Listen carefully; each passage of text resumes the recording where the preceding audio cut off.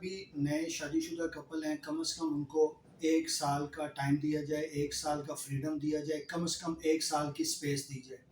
تاکہ وہ خود بھی ایڈجسٹ ہو سکیں اور جو آنے والی لڑکی ہے وہ بھی ایڈجسٹ ہو سکے۔ بہت سارے پیشنٹس اس طرح کے آتے ہیں، خصوصاً ابھی ایک پیشنٹ آیا ہوا تھا، شدید گھبرایا ہوا تھا، شدید پریشان تھا، اور ایک دو جگہ دکھا بھی رہا تھا جہاں پہ کہہ رہا تھا والد صاحب نے تھپڑ بھی مارے ہیں، اور 26-27 سال کا لڑکا اور ابھی شادی ہوئی ہے، اور اپنی پسند سے اپنی مرضی سے لڑکی پسند کر کے لاتے ہیں، پہلے تعریفوں کے پل باندھ دیتے ہیں،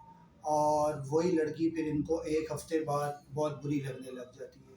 تو ابھی شادی کو 2 مہینے بھی نہیں ہوئے تو یہ والا ٹیسٹ کراؤ، تو وہ والا ٹیسٹ کراؤ۔ وہ تو میرے پاس کسی ٹیسٹ کے سلسلے میں آیا تھا، تو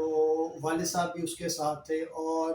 وہ والد صاحب کے سامنے بھی ساری بات نہیں کر پا رہا تھا، انتہائی زیادہ گھبرایا ہوا تھا، انتہائی زیادہ خوف زدہ تھا، اور شادی بھی کہہ رہا ہے ارینج میرج تھی، لیکن اس وقت سے لے کر کہتا ہے کبھی امی کان لگا کے سن رہی ہوتی ہیں تو کبھی ابو کان لگا کے سن رہے ہوتے ہیں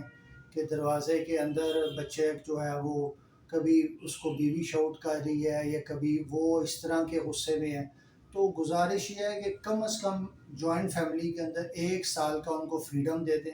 اسپیس کا بھی ان کو ذرا تھوڑا سا فریڈم دے دیں کہ اپنا کمرہ، اپنا کچن، واش روم ان کا علیحدہ ہو، اور بیجا مداخلت اور ہر وقت کی سرویلنس بچوں کو بہت زیادہ خراب کر دیتی ہے۔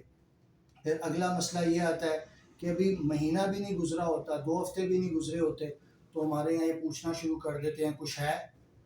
ہے کہ نہیں ہے۔ تو اگر کچھ ہوگا تو وہ خود ہی باہر آ جائے گا، آپ کو وقت سے پہلے پریشان ہونے کی یا وقت سے پہلے ایک چیز کو اپنے قابو میں لانے کی کوئی ضرورت نہیں ہے۔ کم از کم 1 سال کا فریڈم دے دیں، 1 سال کے اندر